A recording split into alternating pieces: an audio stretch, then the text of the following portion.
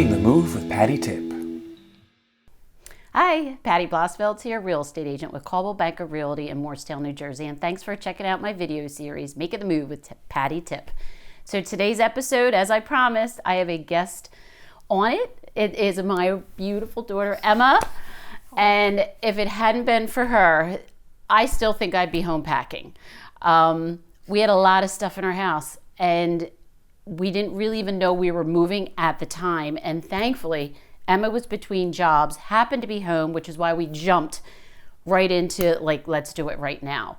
I had already had a vacation planned, so we got under contract and I hit the road. So Emma was home, and I just want to, have her give some, tips on really a great way to start making the move. All right, so for me, I think the best way to kind of start and move is you want to you want to create a space that is kind of your moving space. So if you don't want your house to be a whirlwind right away, take one room, empty it out, move the stuff into another room, and make that your dedicated sorting room. Yeah. So what I did was me and my cousins, we went through and we grabbed everything from the attic and put it in that sorting room. And then from there, we were able to put it in piles like, all right, this is for her to sort, this is for my dad to sort. These are things that are electronics recycle, put them in a box, or this is old clothes, let's make them go to Goodwill. And so really just visually taking things out of the spaces where they were kind of hidden, putting them out in the open makes it a lot easier for them to sort through it. And so really my main goals when I was home, because I was home for a couple weeks, was I went through lower attic, I went through upper attic, and I grabbed everything out of the basement just to kind of squish the amount of stuff that they had to do down. And I think I went through a couple closets as well. And so really just getting the things out of the hidden places, putting them out in the open, and then having people sort through them, I think was definitely a really big help. It was 100% the best thing we could have done.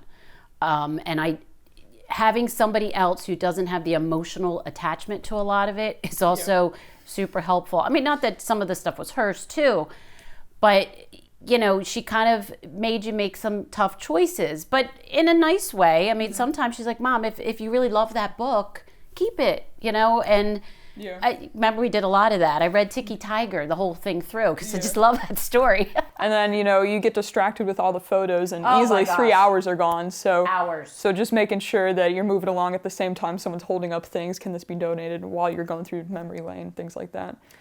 Just really keeping the process moving. You really need someone who can kind of help guide you through that. Yeah, and just a quick tip, make sure you take a ladder to the top shelf of all your closets.